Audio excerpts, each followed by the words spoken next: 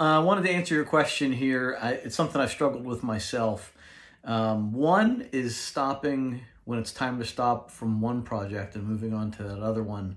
But also then sometimes when finishing a project, if I don't have another one, then I kind of find myself with too many options and I just sort of stop. So while you might not be having that problem, I think some other people in this group might. To the first one, I think having a plan and committing to it is what needs to happen. It's also why priorities can be fluid from one day to the next. So priority number one might be the yoga stuff, and maybe you have that, like you have a set time that you're willing to commit to that, or maybe you just give it as much time as you need to, and you schedule a small block of time for the art.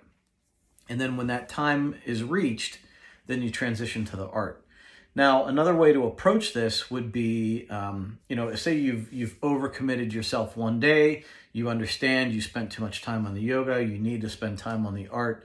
So the following day, you make priority number one art. Even if it doesn't get the most time, that's priority number one. So you've set that in your mind.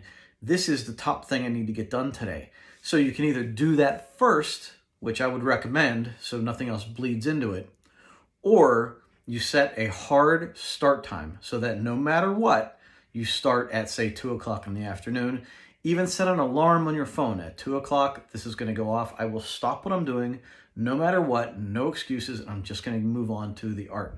Now, you might need a transition period for that because you're going to be so into the other thing. You might even be frazzled as you get close to that 2 o'clock time because you know you have to quit. So give yourself 5 or 10 minutes to decompress, take a walk, read a book, maybe even watch a little TV, something to kind of switch gears, and then move into, at some set time, move back into the art and get moving into that, and then go for a committed amount of time for that.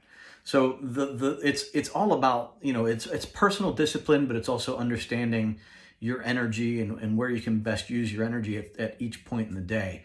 I recommend that if you have a hard time transitioning from that yoga to the art, then I would do the art first on certain days. Doesn't have to be every day, but certain days I would say, this is the top priority. This gets scheduled earliest in the day. I'm going to get up and do this, and then I'll move on to the yoga stuff later, especially if it comes easier to you, if it flows a little bit better.